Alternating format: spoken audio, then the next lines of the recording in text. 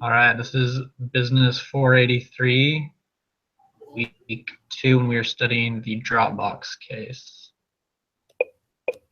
So the first question, number 1, how much revenue does Dropbox have? Well, I went ahead and created 5 scenarios for Dropbox. First two are assuming it's at the 2%. So it gave us the range of like 2 to 3%, right? So first two are at the 2% range. So they kind of had the two different subscriptions that you could do. It was the $99 and then the $199. So and then the other two are at the 3%, and those are again at the 99 to the 199. And then the fifth is like a most likely scenario. So as far as revenues go, if it's like the worst case that it could be, I had them about $8 million in revenue, and then at the best case, it's about 23. And then in the most likely one, which is at 2.5% of paid subscribers, and then just kind of an average, most people picking the 99 and then some picking the $200 one. So kind of averaged out 125. Have them making 12.5 million as far as revenue goes. So revenue, I also came up with 12.5 million. And then what I did calculate was profit, and I came up with 8 million, but taking pretty much the worst case scenario in all of the expenses and numbers of users paying for the account and being freeloaders. I came up with 8 million and $3,000. Let's see, I got the same for the revenues, but I'm interested on how you got the profits there, Herb. So what I did here, let me hold on a sec. Yeah, my profits as well are a little off from yours. Isn't there a way for me? Oh, here it is. Application window. So you should see my my spreadsheet. So I did 12.5 million. It said between 10 and 15 million in revenue. So I went right in the middle. Overall users 4 million. The free users are 3.9 million, which brings their expenses to 429,000. Paid users at 100,000, which brings the expenses for the paid users at 318,000. Then 25 employees, which makes the overall overhead at 3,750,000, and then profit at 8 million. Okay.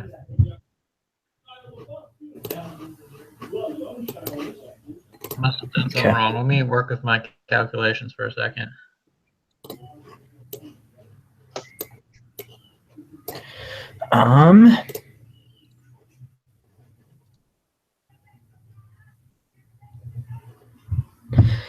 And then I'll kind of just show you what I have here. Can you let's see. Yeah, I can see that. Yeah, let me turn it off. Okay. Can you see that? Yep. Okay, awesome. So I'll kind of zoom out here just a little bit. So these are the 5 scenarios. So so I just had the revenue, pretty simple. And I guess with I guess we're a little off on the costs. So I had at the worst case, just kind of down here, they're kind of negative about 1.5 million, and then the best they're making 12. So I think our costs are a little off, but I don't know. I took the same approach as you did, Austin. I used the 11 cents per free user, and then the $3.18 per paid user for my expenses per month. Is that what you did too, Herb? Yes. Okay, let's see, because my numbers were the same as yours, Austin, as far as the cost. Okay. But Herb's, yours is a lot smaller. The numbers are quite a bit smaller for your expenses. So I estimated 100,000 paying users and 3.9 million free users. Are those the numbers you guys used? Yeah, did you convert it from the monthly cost to the yearly cost, or did you keep it monthly? Oh, gummit. Thank you, sir. Okay, I think there's our problem then. Yep, Okay. that's it. Okay. Well, that kind of Yes, surmised me. I come to a minus 214. Thank you for catching that. You're welcome.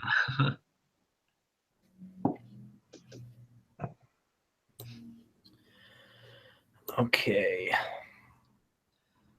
So, So yeah, far as, and what in each of yours, what was the what did you put as the percent of paying subscribers? I put it at 2.6%. That's about when they started to turn a profit. Was at 2.6. Okay. Perfect. And I assumed that they were turning a profit because based off of these calculations, it depends. You know, if it's 2%, they're not turning a profit, but if it's above 2.6%, they are turning a profit. But elsewhere in the case study, it mentions that the company as a whole had plenty of money in the bank. So it's like the question is that money coming from profit or from their capital, their raising of capital through outside investors? I think it's certainly from capital because, I mean, if you look at it, it's. I always find this interesting. These online businesses that turn so much money, but the bottom line is they hardly eke out any kind of net profit or gross profit. Right. That's what For I sure. was leaning towards as well. So as far as the Yeah, question are how profitable are they, I don't know, it's kind of indeterminable at this point because it truly depends on what the actual numbers were. It's right on Right. the verge of either being profitable or not being profitable. Right. They But I really don't don't know give us that, enough information. yeah, I don't know that there's enough information for us to determine whether it was profitable or not. But I think you even said it somewhere in the case study that Dropbox keeps financial information close to the vest. Right. For sure. I think just in the text, maybe they're talking about how the experts were kind of putting the profit between, I think it was 12 and 15 million, or as far as revenue goes, 12 and 15 million. And so my total cost for all of them is around 9 to like 1.1 or 9 million to 10 million. So kind of just based on maybe the experts had a little more information than we do.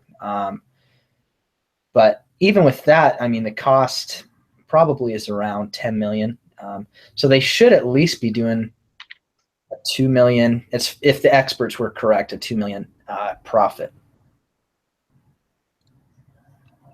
Okay. Let's see.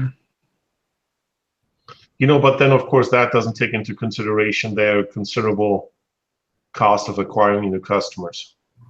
Oh, that is true. Yeah. I mean, their acquisition costs pretty much ate up any of their profits for the first couple of years. I thought that was so funny in the text. It cost them $300 to Most they're get a making. profit. Yeah, I don't know. Yeah. I thought that was interesting as well. But it kind of played into what they decided to do instead of doing like online advertising where it costs so much. They went with direct referrals. Which Yeah, seemed but to that give still them costs quite a you. benefit. They either have to give them more storage space or reduction in cost. Right. I know it still costs, but it wasn't the same as Right. the. No, yeah, absolutely. Okay. Okay. Good. Absolutely. And I think along with that, they're talking a lot about how the cost was dropping, and they talked about how even up to, I think they gave up to 2014 for the costs. Yeah, they did. They're just talking about how it was just dropping for storage space, for bandwidth. So I think as they kind of I do agree that in the beginning, I don't think they were profitable when they were having the $300 customer acquisition. But I think as the cost dropped and as they kind of moved to organic marketing, I think they're starting to become a lot more profitable than before. Yeah, I agree. But I still think overall with that approach, future-wise, with bandwidth becoming less and less expensive, private solutions are easier and easier to implement, that you just share one of your folders online, you have your computer on 24/7, and you can access your folder from wherever you are in the world. Right. And I mean, So, since Dropbox came out, Google Drive has come out, and I think most people go with Google Drive just because they're familiar with Google. yeah. So, The only yeah, thing about Dropbox is that it's such a nice solution. It syncs real nice and easy. right. There's It's no a set it and forget it solution. exactly that part is definitely nice. Yeah, I think I mean, even with Google Drive, there can be some, I guess, technical know-how, even though it is pretty simple. That's why I think Dropbox kind of has an advantage over their Yeah, competitors. Just the pure simplicity of their product, So Yeah. even yeah, there's no additional older work. people that aren't as adapted to That's technology, right. it's pretty easy. That's right. All right, let's see. Question 3, regarding the profitability of Dropbox. Is this a problem? Yes or no? So I guess we could start with, well, obviously, if they were profitable, that wouldn't be a problem. So let's just talk about if they're not profitable. In reality, I think at this point, huge profits aren't a huge deal for them as they're just starting out, Hmm. especially as where we can see the growth is going. And as long as they have their funding from their capital investments to kind of see them through this first phase as their clientele base starts to grow, I think they'll be fine. But of course, it is always nice to turn a profit. So I don't know. What do you guys think? Well, I think even making a profit can be a problem because for so many legacy companies, once you start making a profit, you have to be really careful to still be vigilant about protecting your intellectual property, Yeah, that's true. advancing your product, right? I mean, if everything goes well and you're making money, why invest more money to make it even better? Right. But especially in technology, like we said, bandwidth is getting cheaper and storage space is getting cheaper, and you can easily set up your own server and have some reliability there. With you can even sign up for Amazon S3 storage yourself at a considerable discount. So for a company to make an early profit, you have to be careful. That's Then true. if they don't make a profit, it's the same thing, because that kind of leads into the next question. Is it advantageous for Dropbox to go more after the business market? Because then you have businesses with different ideas of what your product should provide for them, what they want to pay for, what they want to see. Do they want to see the Dropbox logo on there, or do they want it to say whatever the company name is, whatever the company logo is? Anyways, yeah, obviously if they don't turn a profit, it's a big problem, because then they have to decide how they're going to fix that. Right. Are they going to reduce cost, or are they going to improve service and product and reliability and easiness, or do they diversify and offer something for the consumer as well as small to medium-sized businesses? Yeah, for sure. I agree. I think both ways can be kind of a problem for them. I think if they're making, especially if they're making a large profit, it can kind of make them complacent and Yep. kind of forget that they have competitors. And I know they're talking in the beginning. He was really concerned about Google kind of coming out with the the GD drive or whatever. And if they don't want to keep their eye on their competitors, since they're making a profit, they could the technology could catch up to them and they could really make some losses. Yep. Yeah, that makes sense. Let's see, so number 4 is, should Dropbox develop a professional version to attract more valuable customers? Yeah, that I'm kind of torn because what was the guy's name again? Holmes, whatever his name was. His initial approach was to deliver a simple to use product that would be a USB in your pocket in the cloud, USB drive in the cloud. And then once you start with commercial users, the whole game changes. It's just now they're not as forgiving. You really have to be upfront about the limitations of the product, especially if you want to make any kind of money off of customization. You really have to make sure that your commercial customers understand your capabilities and what expectations they should have. Yeah, I agree that the risks are definitely a lot higher. It reminds me of what he said when they were first testing out Dropbox, that they wanted to make sure before they sent it out to any consumers that it was safe and legitimate, but that testing would have to go a lot further for companies with very vital and important information going onto the server. Yep. And I agree, I had a hard time trying to decide because there's probably a lot of money in the business, but there's also going to be, I feel, more competition. Especially, it mentioned that Carbonite was going into the small business market. So it's hard to decide for me. I think that it could probably be successful either way, but I would lean more towards staying just on the individual consumer side. Yeah. Yeah, I agree with that. I was also pretty torn about this, but I ended up just saying stick with what they have. I know Carbonite Pro was a lot of their losses could be contributed to the marketing costs, but Right. I think you do need some marketing. I mean, organic is great for referrals from friend to friend, but I just don't think businesses make referrals quite as often to each other, especially to the competition.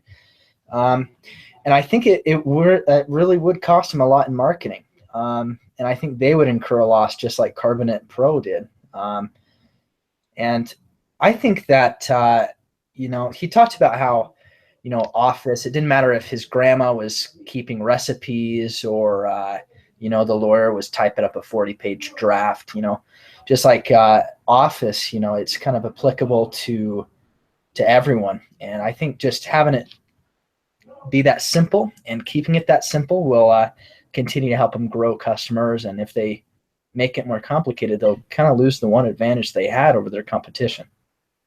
Right, I agree with that. There's a distinct competition, and there's so many storage services available now, and a lot of it is for free. And then a lot of these private email accounts come with so much storage space where basically you can just back it all up as an email attachment. So to have something that's just unique in the marketplace, I think there's much to say for that. Yeah, and like you said earlier, Herb, I know that a lot of companies will have their own backup servers, and most of them aren't really looking to back their stuff up elsewhere. They've kind of taken care of it on their own. While I think, but then if you have, I mean, the majority of businesses in the U.S. are small businesses, right? They have 5 to 10, maybe 12 employees. Obviously, their business information is mission critical to them. If they lose it, if their building burns down, there's a good chance they don't have a secondary location for their data. So I think there's money to be made. I'm just not sure if how stiff the competition would be for Dropbox. right. Okay.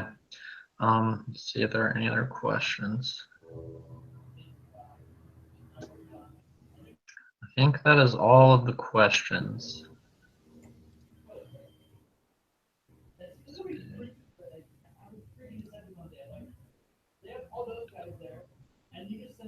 Yeah, I think it was just those 4.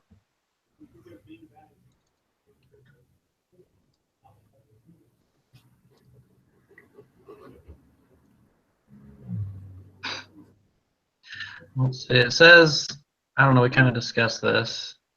It says, if your calculations show they are not profitable, what are the problems that this might cause or bring up? But I mean, we went through that.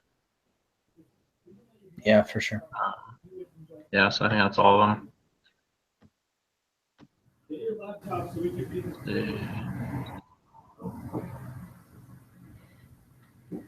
I don't know. Do we have to do the summary on this one like we did last time, or it doesn't I say? don't remember.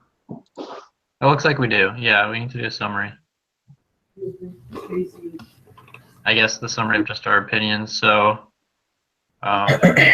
which I think we all agreed on, that their niche was to cater more to the people who weren't adept at, doing backup on their own, the people that could just set it and let it go and do its own thing.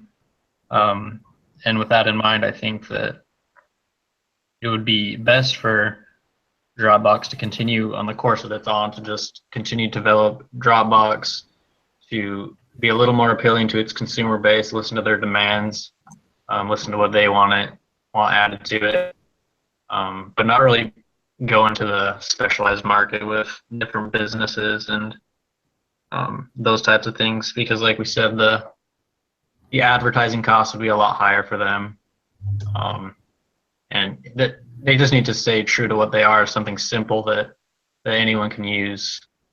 Going past that kind of goes into a lot more competitive territory. Yeah, the only danger I see with that, and again, I've been going back and forth.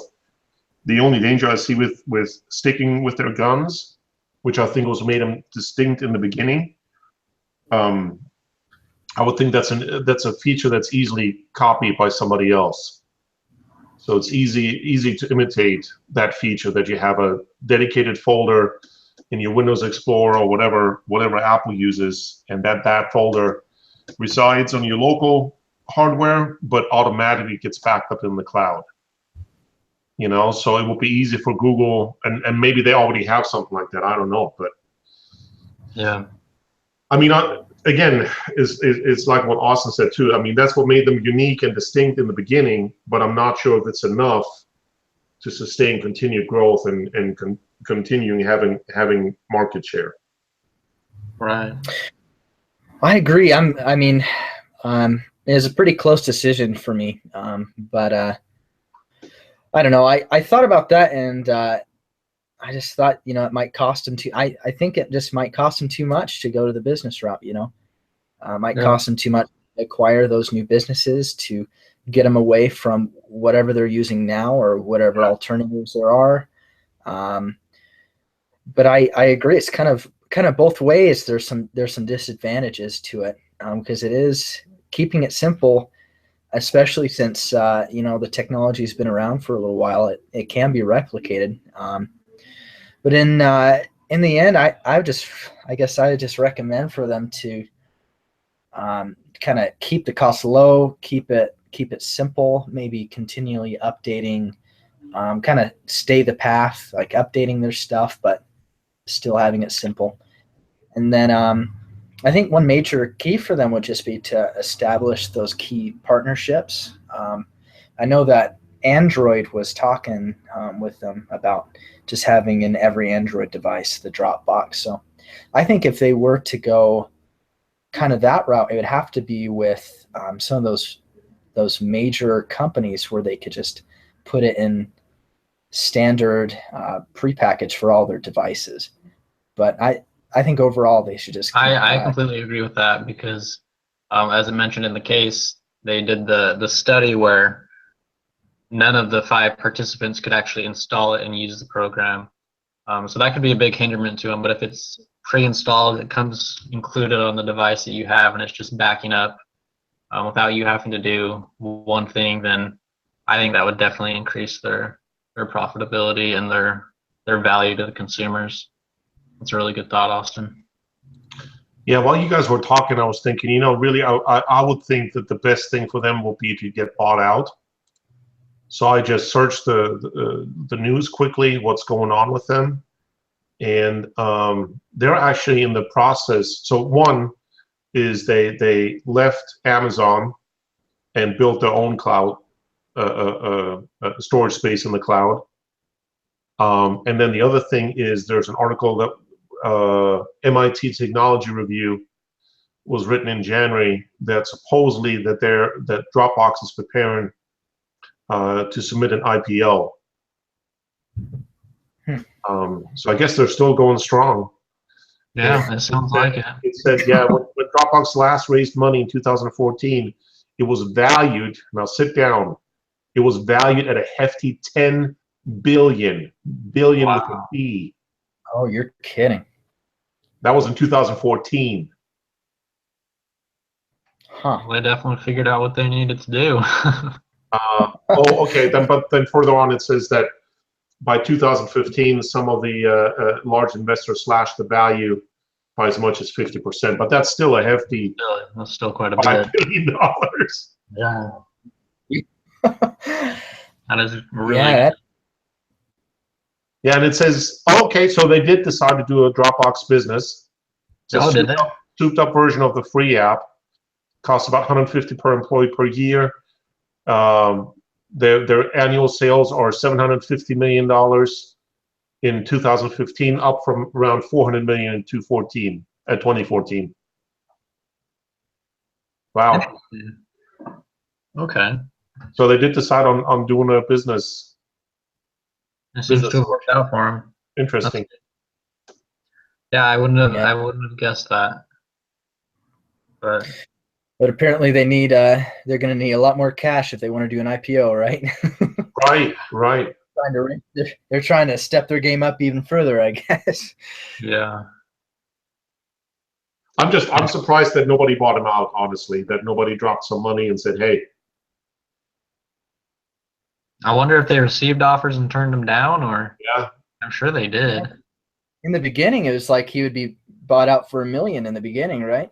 Yeah, that's what he said. Man, if someone had taken advantage of that. Yeah, they would have been rich. All right. Well, is there anything else you guys want to discuss before I stop the recording? No, I'm good. I'm good as well. All right.